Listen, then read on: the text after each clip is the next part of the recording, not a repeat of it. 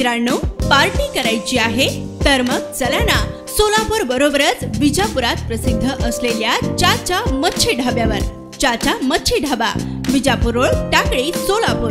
संपर्क 9765066495.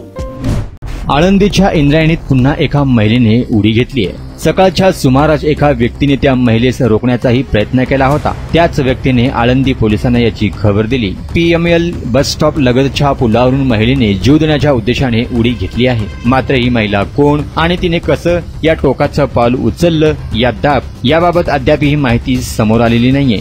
या घटनेबाबत स्थानिक पोलिसांनी दिलेल्या माहितीनुसार ही घटना सकाळी 8 वाजण्याच्या सुमारास घडली आहे.